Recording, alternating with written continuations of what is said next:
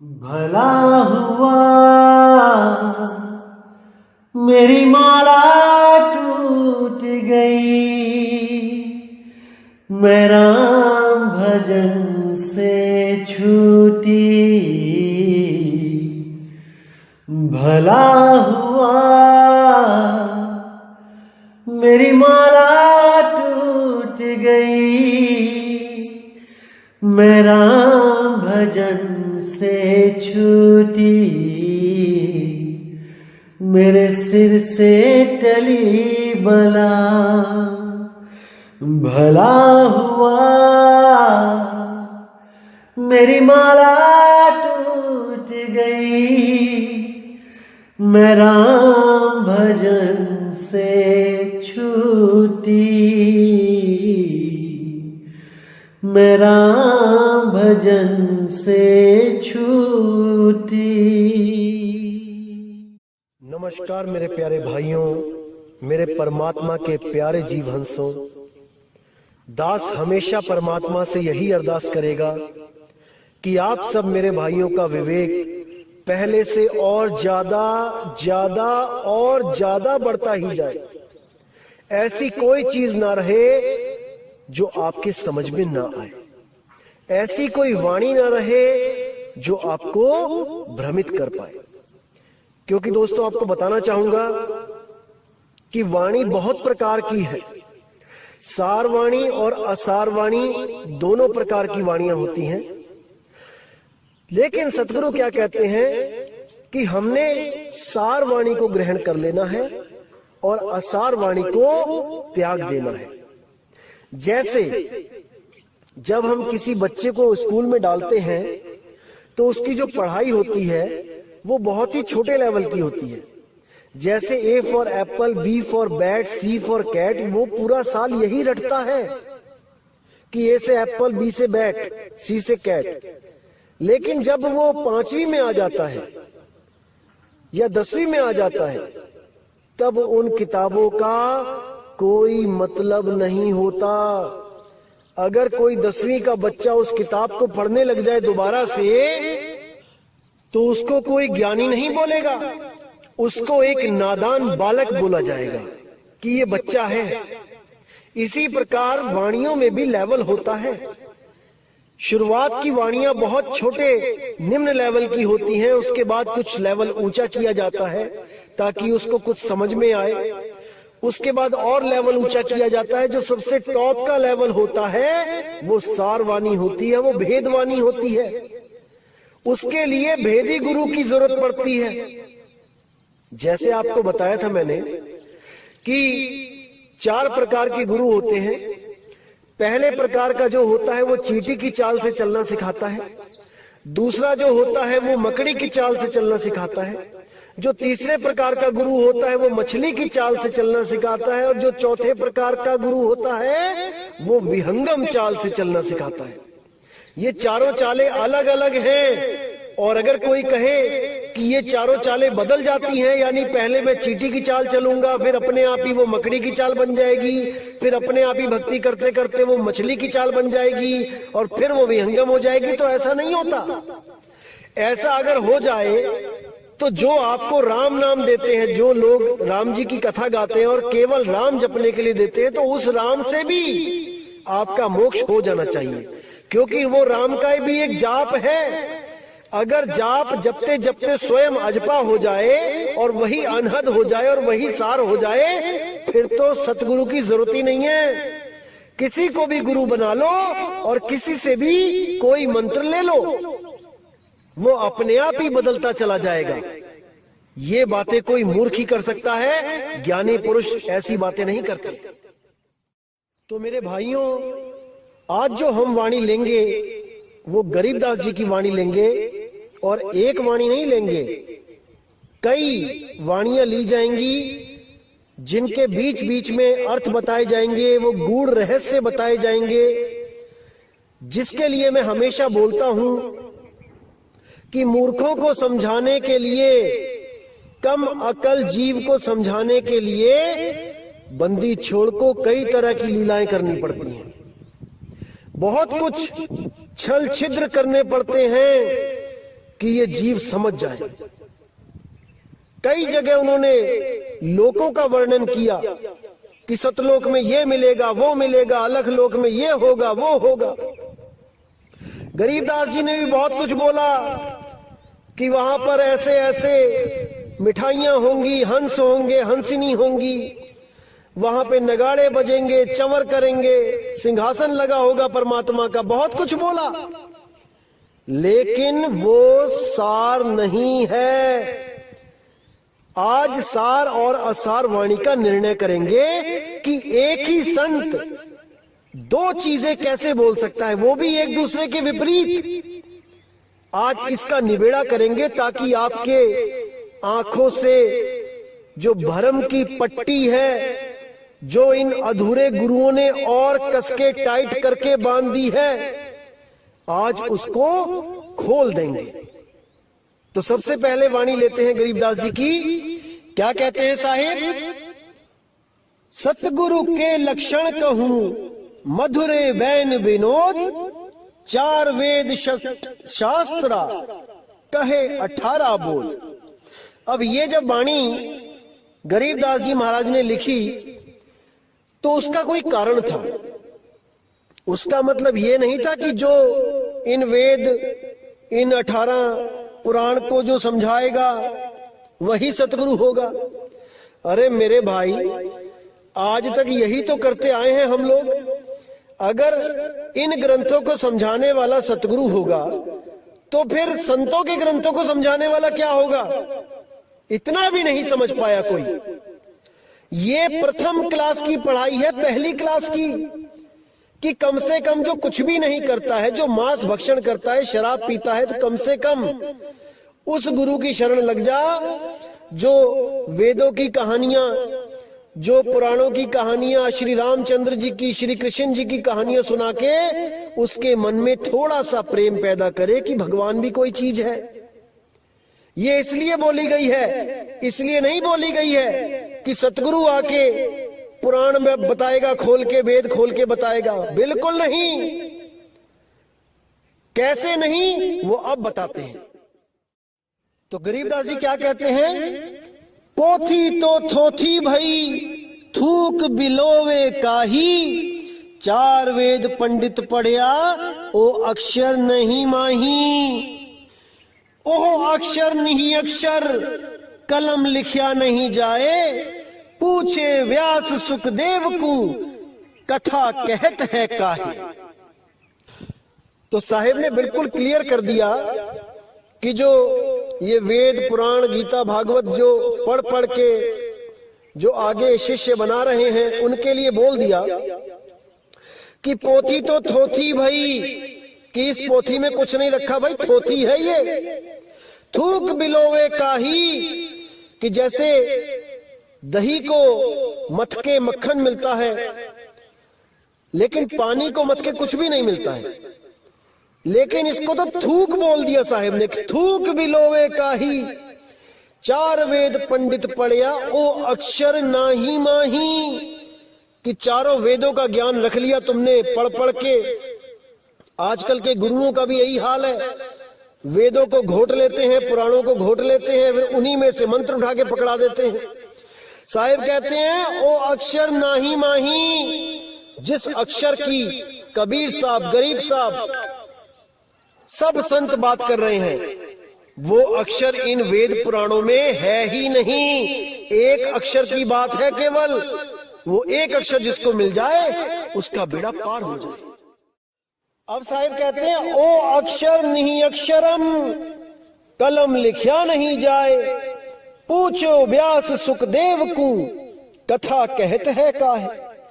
कि वो नी अक्षर, वो एक ऐसा अक्षर जो नी अक्षर है, जो अक्षरों में नहीं आता, वो कलम लिखिया नहीं जाए, उसको कलम लिख ही नहीं सकती। अरे तुम कौन से ग्रंथ ढूंढ रहे हो, कौन से ग्रंथों में उस अक्षर को ढूंढ रहे हो? वो किसी ग्रंथ में नहीं लिखा है, वो लिखा ही नहीं जा सकता, क्योंकि साफ बोल दिया कलम लिखा नहीं जाए। कलम के द्वारा उस अक्षर को लिखा ही नहीं जा सकता किसी ग्रंथ में। अरे तुम क्या सोच रहे हो, क्या पढ़ रहे हो, क्या ढूंढ रहे हो ग्रंथों में? वो अक्षर ग्रंथों में नहीं है। जिसके लिए गरीबदास जी ने बोला 52 अक्षर लेख राम रंग होरी हो, वो आखर या में ना ही राम रंग होरी हो। रहे शेष का शेष राम रंग होरी हो, कागज कलम कलेश राम रंग होरी हो। कि ये कागज कलम कलेश है, ये अक्षर तुम्हें उलझाने के लिए बनाए गए हैं। अगर तुम इन अक्षरों का जाप करते हो, अगर इन अक्षरों को पढ़ के ज्ञान को समझते हो कि वो अनाम है, अकह है, अबोल है, अचल है, तो ये अक्षर तुम्हारे साथी हैं, ये तुम्हें दिशा दे सकते हैं। लेकिन अगर तुम वो अक्षर भी इसमें ढूंढते हो जो परमात्मा ने इन ग्रंथों से परे रखा है, तो तुमसे बड़ा मूर्ख कोई नहीं है भाई। परमात्मा ने साफ बोला है, 33 अरब ज्ञान हम भाखा, मूल ज्ञान को न्यारे राखा। वो मूल शब्द को, वो सार शब्द को न्यारा रखा है, हर ग्रंथ से न्यारा, क्योंकि वो लिखा ही नहीं जा सकता, उसको कोई लिख ही नहीं सकता, वो सार नाम ऐसा है। लेकिन इन अधूरे गुरुओं ने ऐसा जाल बुना कि सब उसमें उलझ गए, बुद्धि विवेक भ्रष्ट कर दी सबकी। लेकिन मेरे भाइयों, अब बिल्कुल चिंता ना करो, एक एक चीज को ऐसे खोल के समझा दिया जाएगा कि आने वाले अनंत युगों तक ये काल के दूत किसी को नहीं भरमा पाएंगे। ये मेरा वादा है आप लोगों से। लेकिन आपने भी पूरा विवेक लगाना है कि मैं कहना क्या चाहता हूं, तभी बात बनेगी मेरे भाई। अन्यथा मैं ऐसे ही बोल के एक दिन चला जाऊंगा और कुछ हाथ पल्ले नहीं लगेगा। इसीलिए बोल रहा हूं, पूर्ण विवेक जगा लो अपना। एक भी ऐसी चीज ना रहे जो आपको भ्रमित करे, दिल में शंका उत्पन्न करे, ऐसी कोई चीज ना रहे। तो गरीबदास जी कहते हैं, ओ अक्षर नी अक्षरम कलम लिखिया नहीं जाए, पूछी व्यास सुखदेव को कथा कहत है काय। कि क्यों तुम ये कथाएं कह कह के जीव को उलझा रहे हो? वो अक्षर इन कथाओं में नहीं मिलेगा, ना ही इन कथाओं को सुन के किसी का मोक्ष होगा, क्योंकि मुक्ति केवल और केवल शब्द से मिलती है मेरे भाई। और शब्द ही मुक्ति का दाता है, शब्द ही गुरु है, कोई देह गुरु नहीं है। देह गुरु तो केवल शब्द का भेद बताने के लिए संसार में आता है, उसके बाद वो शब्द का भेद बता के चला जाता है। और जो शब्द का भेद आपको दिया जाता है, असल में वही शब्द गुरु है, जो आपकी सुरती की संभाल करेगा, जो आपकी सुरती को इस 3 लोक से पार करेगा। उसी शब्द को ध्याना है मेरे भाई, उसी शब्द को ध्याना है, जिसके लिए गरीबदास जी ने बोला, सुरग नरक नहीं मृत्यु है, नहीं लोक बंधान, गरीबदास जिंदा कहे शब्द सत्य प्रमाण। देखो यहां कितना क्लियर कर दिया। अगर आप विवेकी होगे, एक पल में समझ जाओगे कि यहां क्या बताया जा रहा है। सुरग नरक नहीं मृत्यु है, यानी जो ज्ञानी जीव होते हैं उनके लिए स्वर्ग नरक मृत्यु ये कुछ नहीं होता, कुछ भी नहीं होता। वो कभी मरते नहीं हैं, वो अमर होते हैं। ये दुनिया का भ्रम है कि कोई मर रहा है या कोई पैदा हो रहा है। आत्म देव कभी मरता और पैदा नहीं होता, वो हमेशा हमेशा अचल है। अगर उस आत्मदेव को आपने अपने स्वरूप को प्राप्त कर लिया तो आप भी जन्म मरण से, स्वर्ग नरक से न्यारे हो जाते हो। तो यहां बिल्कुल क्लियर कर दिया, स्वर्ग नरक नहीं मृत्यु है, नहीं लोक बंधन, किसी लोक का बंधन नहीं है मुझे कि मैं सतलोक जाऊंगा, कि अलख लोक जाऊंगा, कि स्वर्ग जाऊंगा, कि ब्रह्म लोक जाऊंगा, कि पाताल लोक जाऊंगा। अब मैं किसी लोक में नहीं जाऊंगा, अब मैं शब्द में रहूंगा। आगे क्या कहते हैं, गरीब दास जिंदा कहे शब्द सत्य प्रमाण, कि वो शब्द सत्य है, ये प्रमाण दे रहा हूं मैं आपको। जिस शब्द में आपने सुरती को धरना है, अरे सुरत समाए शब्द में वाको काल न खाए। किस शब्द को? शब्दे शब्द रहेगा भाई, दूनी सृष्टि सब परलो जाई। चलसी कच्छ मच्छ कुरंबा, चलसी धौल धरणी अठखंबा। आगे देखिए कितना स्पष्ट लिख दिया है, अक्षर रूप रहे नहीं कोई, जिन एती लीला समोई। नी अक्षर है रूप हमारा, हम ना चली चली संसारा। कितना क्लियर कर दिया कि मेरा रूप नी अक्षर रूप है, शब्द रूप है, मेरा धुन रूप है। नी अक्षर धुन जहां होई, सोगत जाने बिरला कोई। कितना स्पष्ट है कि शब्दे शब्द रहेगा भाई, दूनी सृष्टि सब परलो जाई। कि केवल और केवल शब्द ही रहेगा अंत समय में। ये जितनी भी सृष्टियां हैं, सतलोक, अलखलोक, अगमलोक, अनामी लोक, ये स्वर्ग, ये नरक, ये ब्रह्मलोक, ये पाताल लोक, ये सब नष्ट हो जाएंगे, क्योंकि ये सब पैदा हुए हैं, ये बने हैं। जो बना है वो एक दिन बिगड़ेगा। क्या नहीं बना? शब्द नहीं बना। कौन सा शब्द नहीं बना? जो 52 अक्षरों से न्यारा है, जो शब्द स्वरूपी राम है, जो शब्द धुन है, जो अखंड निरंतर धुन है, वो कभी नहीं ना बनी और ना उसका कभी अंत होगा। उसी धुन में सूरत को हमेशा रखना है, तभी काम बनेगा मेरे भाई, तभी काम बनेगा। तो कहते हैं अक्षर रूप रहे नहीं कोई, जिन एती लीला समोई। अक्षर रूप यानी इस 3 लोक में जो भी अक्षरों के द्वारा कहा जा सकता है, देखा जा सकता है, लिखा जा सकता है, बोला जा सकता है, वो सब खत्म हो जाएगा। अक्षर रूप रहे नहीं कोई, जिन एती लीला समोई। नी अक्षर है रूप हमारा, हम ना चले चली संसारा। मेरा रूप नी अक्षर रूप है, जिसको हम पीव कहते हैं। 3 रूप बताए मैंने आपको, एक जीव रूप, एक शिव रूप, एक पीव रूप। शर, अक्षर, नी अक्षर। तो जो पीव रूप है वो नी अक्षर रूप है, वो दोनों से परे है। उसको जानने से ही मुक्ति होती है, अन्यथा कोई मुक्त नहीं हो सकता, नहीं हो सकता। अब जैसे आप लोगों ने भी वाणी सुनी होगी गरीबदास जी की, खंभ पार कर आए सतगुरु, खंभ पार कर आए, मात पिता कुल कौन तास के, ना किने जननी जाए। कोटि कला कल धूत पुरुष की, गाजत है राम राये, प्रथम तो बैराह भय है, अक्षव ठुकराए। दाने दरमली चूरन कीने, पारस पृथ्वी ले आए, हिरणा कुश नख उदर विदारे, कोपे बहुत रिसाए। तो देखिए यहां पर उन्होंने साफ कह दिया कि खंभ फाड़ के आए सतगुरु, खंभ फाड़ के आए, कि वो कबीर साहब ही खंभा फाड़ के आए। इसी तरह और भी लिखा कि द्रौपदी की लाज कबीर साहब ने बचाई, और भी बहुत कुछ लिखा। लेकिन ये सब लिखने का कुछ उद्देश्य था भाई, ये सारवाणी नहीं है। अगर आप ये मान के बैठ जाओ कि खंभा फाड़ के जो निकला वो कबीर ही था, तो कहां से सिद्ध करोगे कि कबीर साहब दया का सागर है? फिर तो वो किसी का पेट भी फाड़ सकता है, हजारों जीवों को मारा वहां है नरसिंह अवतार ने, फिर तो कबीर साहब जीवों को मार भी सकता है।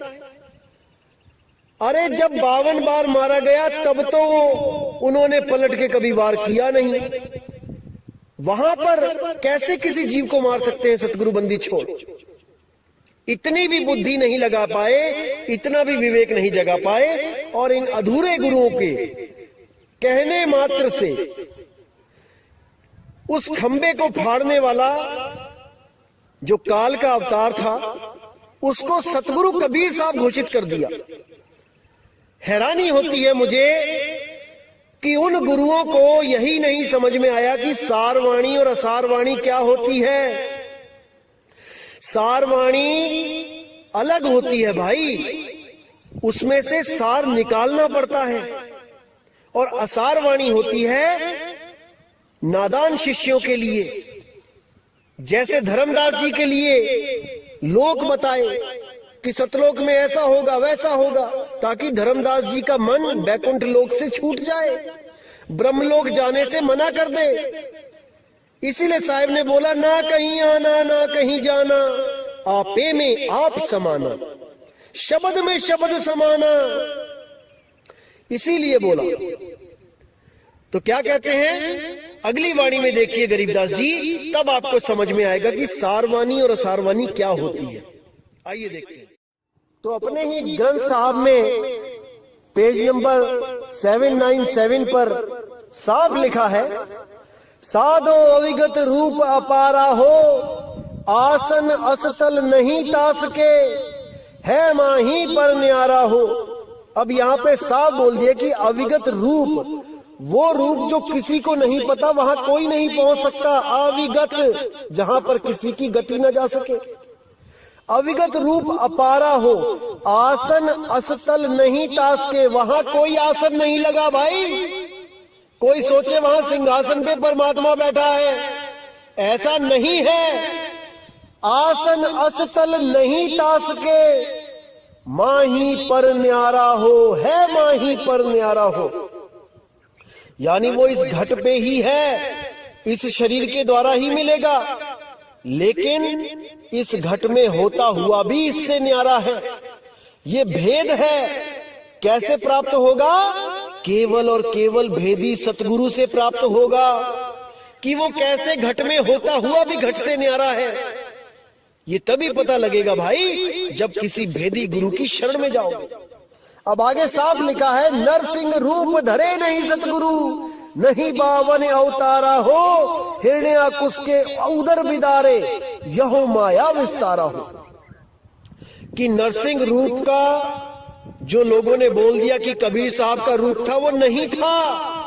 नरसिंह रूप धरे नहीं सतगुरु। समझ जाओ इस बात को मेरे भाई, समझ जाओ। जो अभी भी नहीं समझेगा वो कभी नहीं समझेगा, क्योंकि मेरे भाई समझने के लिए बात है जरासी, नहीं तो 84। तो साहिब ने साफ लिख दिया, नरसिंह रूप धरे नहीं सतगुरु, नहीं बावन अवतारा हो, हिरण्याकुश के उदर बिदारे, यहो माया विस्तारा हो। ये माया का विस्तार है, ये कबीर साहब का रूप नहीं है जो खंबा फाड़ के बाहर आ गए और लाखों जीवों को मार दिया। ये सब माया का परपंच है, माया का खेल है। तो आइए देखें कि इस वाणी से, ये गरीबदास जी जो शिष्य है कबीर साहब के, इस वाणी से गुरु जी की वाणी मैच खाती है कि नहीं। आइए देखते हैं। उससे भी पहले हम कबीर साहब की वो वाणी देखेंगे जो छोटे बच्चों को समझाने के लिए उन्होंने बोली है, यानी जो भक्ति से जिनका लेना देना नहीं है उनको कुछ समझाने के लिए बोली है, जिसको हम जगतवाणी कह देते हैं। भगतवाणी नहीं है ये जगतवाणी है। तो क्या कहती है वाणी?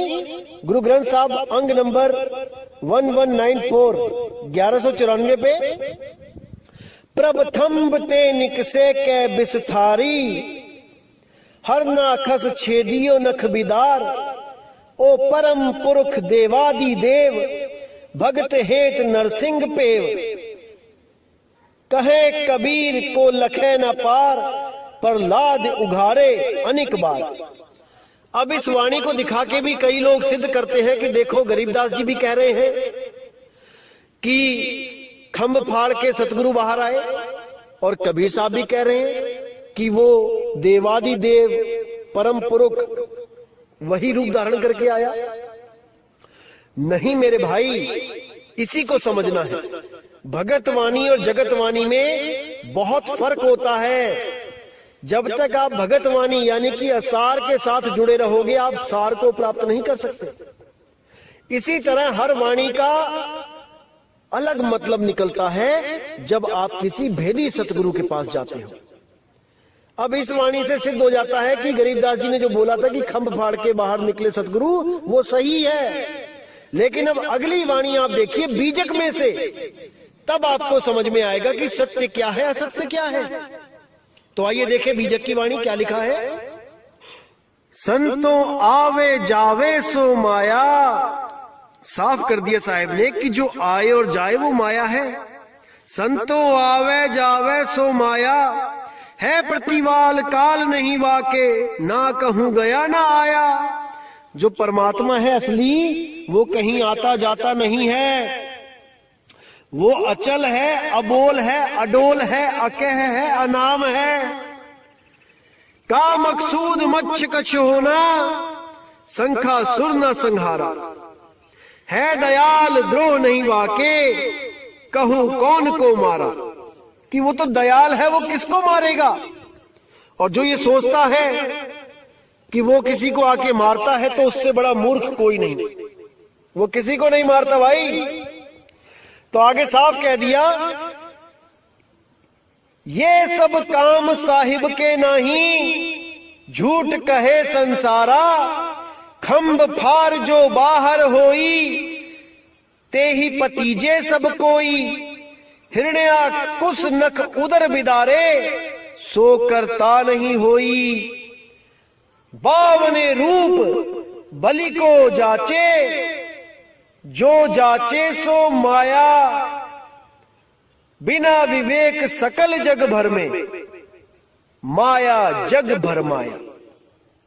बिल्कुल साफ कर दिया साहिब ने कि जिसके पास विवेक नहीं है वो इस जग में भरमता ही रहता है, उसको कोई ठौर मिल ही नहीं सकता। क्योंकि एक तो विवेक कम है, ऊपर से कोई विवेक दे तो उसको अपना दुश्मन समझ लगते हैं, उसको दुश्मन समझने लगते हैं। यही उनकी पतन का कारण बनेगा।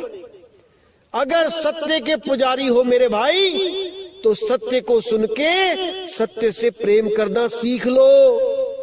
अगर सत्य को तज दोगे तो यहीं धक्के खाते रह जाओगे, यहीं भरमते रह जाओगे। जान पूज सांची तजे। अगर कोई भी जानबूझ के सत्य को तजता है तो उससे बड़ा खुद का दुश्मन नहीं है उसका कोई, वो स्वयं का ही नाश करेगा। इसीलिए साहिब ने बोला कि शब्द विवेकी पारखी, सो माथे का मोर। गुरु मेरे सभी बड़े, अपनी अपनी ठौर। कि बहुत गुरु मिलेंगे संसार में, लेकिन वो शब्द भेदी गुरु नहीं मिलेगा। करोड़ों में से कोई एक गुरु होगा जिसके पास शब्द का भेद है, अन्यथा सबके सब इन 52 अक्षरों में ही खुद भी उलझ जाएंगे और अपने भक्तों को भी उलझा देंगे। और भक्ति करवा के 52 अक्षरों की किसी ना किसी लोक में भेज देंगे, फिर उसी लोक से वापस यहीं पर आके जन्म लेना पड़ेगा। और पता नहीं कौन सा जन्म मिले, कुत्ता बिल्ली बकरा हाथी घोड़ा, कोई ठा नहीं मिलेगा भाई, कोई रास्ता नहीं मिलेगा। इसीलिए साहिब कह रहे हैं कि फूटी आंख विवेक की, लखे न संत असंत, जाके संग 10-20 है, वाको नाम महंत। जिसके साथ 50, 100, 1000, 10,000 बंदे खड़े हो जाते हैं, वही जगत गुरु बन के बैठ जाता है, वही सतगुरु बन के बैठ जाता है।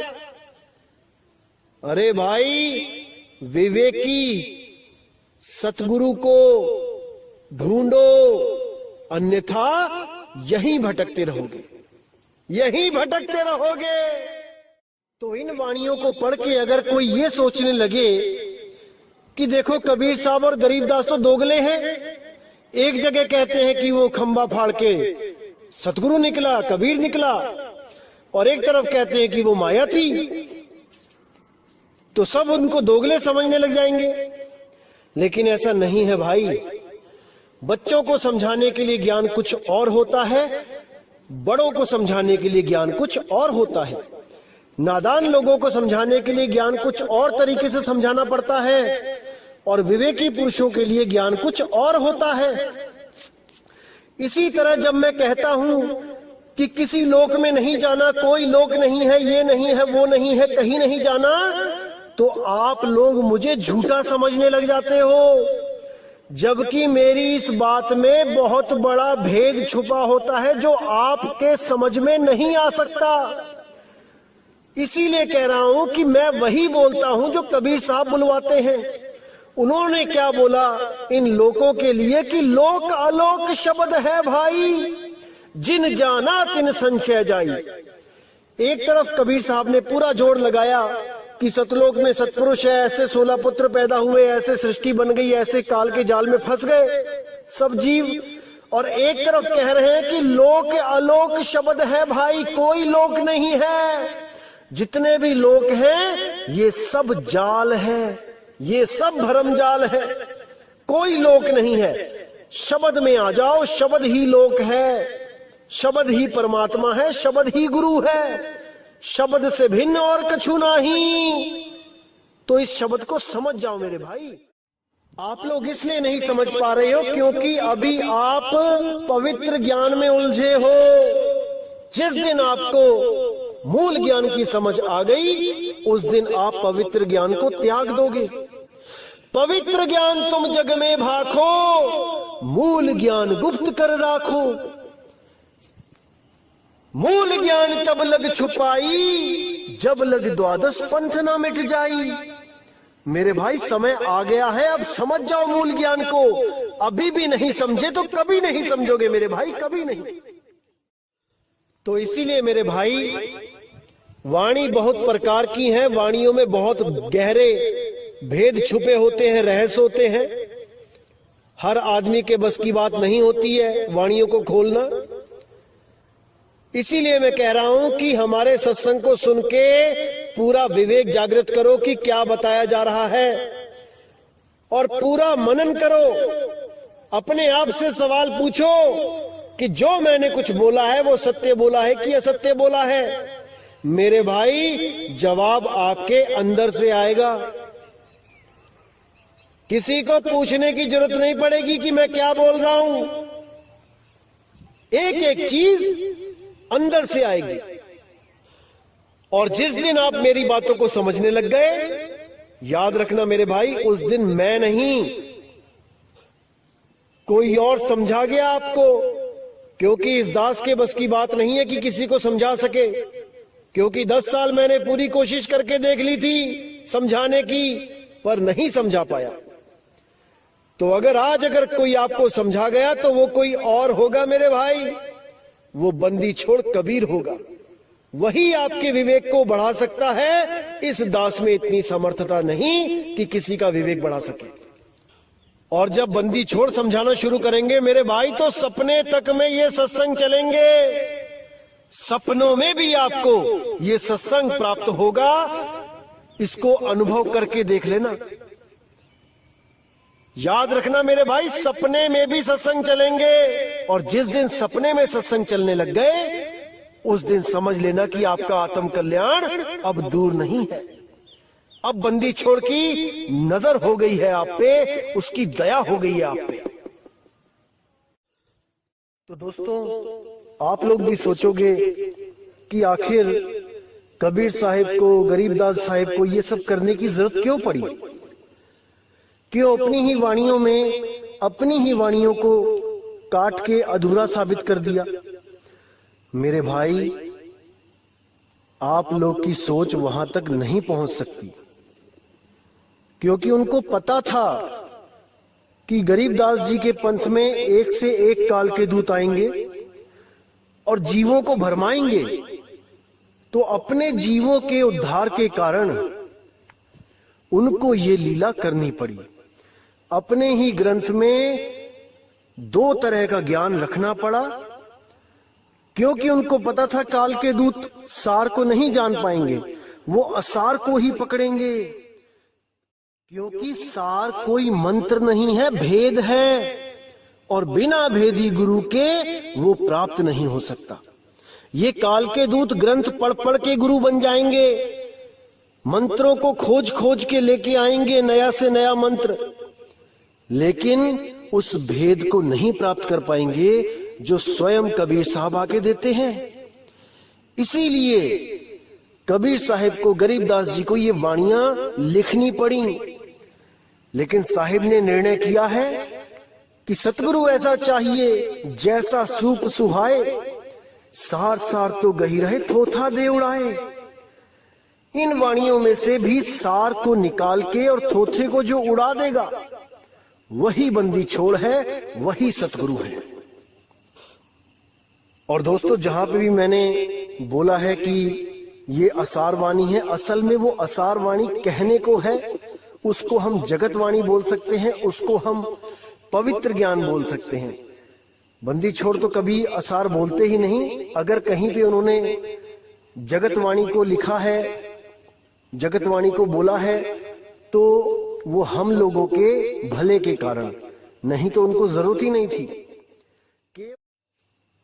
केवल और केवल कालदूतों से उस मूल ज्ञान को छुपा के पवित्र ज्ञान को उजागर करने का मकसद ही यही था कि ये मूल ज्ञान इनके हाथ ना लगे। भले इनके पास भेद ना हो, अगर ये लोग आत्मा की बातें करने लग जाते तो वो मूल ज्ञान के जैसे ही हो जाती। भले उनके पास मूल ज्ञान ना होता, लेकिन वैसी बातें करके वो जीवों को भ्रमित कर देते। जीवों को लगता हमारे गुरु भी यही बात करते हैं जो ये मदन साहिब के पंथ वाले बात करते हैं, हमारे गुरु भी यही बोलते हैं कि आत्मा को प्राप्त करना है। तब कोई डिफरेंशिएट नहीं कर पाता, अलग अलग नहीं कर पाता ज्ञान को। इसलिए कबीर साहब ने पहले इन 12 पंथों के ज्ञान को उजागर होने दिया और सबसे आखिर में मदन साहिब को उजागर किया, सबसे अंत में, ताकि कोई भी अपने ज्ञान को बदल ना पाए। ये सब अपनी अपनी पोथियां भर लें, अपने अपने ग्रंथ भर लें, अज्ञान लिख लिख के अपना, और जब मदन साहिब का ज्ञान प्रकट होगा तब कोई भी अपने ज्ञान को बदल ना पाए। इसलिए सबसे आखिर में मदन साहिब को प्रकट किया गया, उनके ज्ञान को प्रकट किया गया, उनके विवेक को प्रकट किया गया। इसी तरह दोस्तों, मेरे भाइयों, संतों की वाणी में बहुत गहरे राज होते हैं। हमें भेदी सतगुरु के पास जाके उन वाणियों का खुलासा करवाना चाहिए, तभी बात बनेगी। तो केवल वाणियों के आधार पे भक्ति नहीं शुरू कर देनी चाहिए कि कहीं पे लिखा है ओ हम सो हम जपो रंग होरी हो, तो वहां ओम सोम जपने लग गए। अरे ये भी लिखा है ओ हम सो हम वाद विवादा, ओ हम सो हम में थे ध्रुव प्रहलादा, ये भी लिखा है। बहुत कुछ लिखा है मेरे भाई, लेकिन हमें सार को पकड़ना है, उस सार शब्द को पकड़ना है। अगर सार को नहीं पकड़ पाए तो ये जन्म बर्बाद समझो मेरे भाई। तो इसी के साथ दोस्तों मुझे विदा करें, और अगला सत्संग लेके मैं बहुत जल्दी आऊंगा। जय गुरु बंदी छोड़ बैराग साहिब, जय गुरु बंदी छोड़ साधु शरण साहिब, जय गुरु बंदी छोड़ बाबा मदन साहिब, जय जय गुरु बंदी छोड़ सतगुरु सत्य कबीर साहिब की सदा ही जय हो, सदा ही जय हो मेरे मालिक की साहिब बंदगी सतनाम।